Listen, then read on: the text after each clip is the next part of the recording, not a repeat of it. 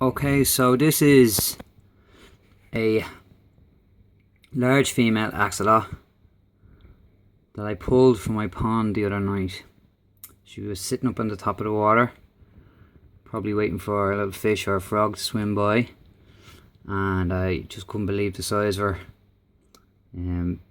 There's a lot of them out there. Well, there's probably about double figures anyway of big adults like this, but it's a large pond and they're very, very secretive animals, so I don't get to see them much. So yeah, when I saw her, I grabbed the net and I just landed her and just stuck her in with my the young ones I've been raising in this tank, just to have a look at her, show her off.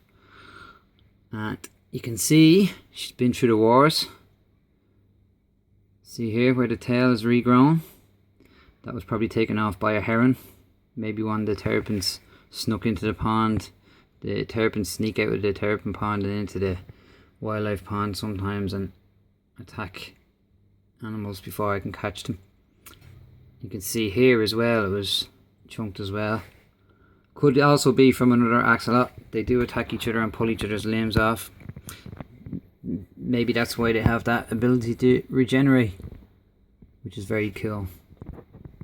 You can see she's short, stumpy little gills compared to the ones I've raised in the tank. Here they have the feathery gills. I'll focus in on them. Feathery gills and that puppy dog expression that you get with the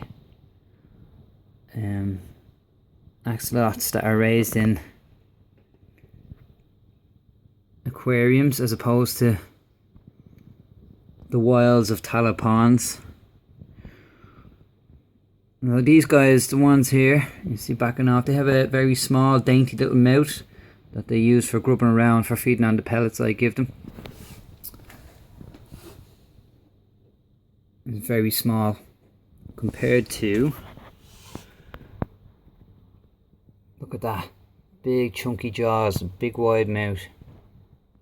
Now I have a theory about this which may or may not be correct, which I'd like to maybe test someday. I must say it to some of the lads in zoology, see if anyone's interested. But I reckon that the guys I pull from the wildlife pond have big jaws because they mainly predate on fish, the minnow and the sticklebacks that live in the pond, and little frogs.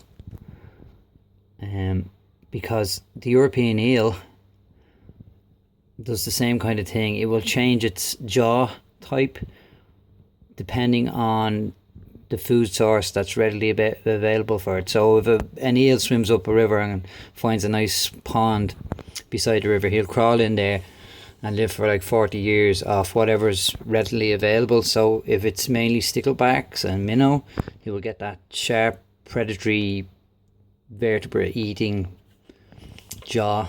And if it's mainly full of worms and snails, it will get that pointy, dainty little snout. So I just think there might be some kind of correlation between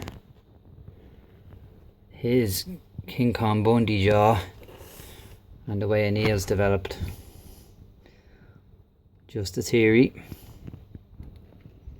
And I keep calling him, it's a she.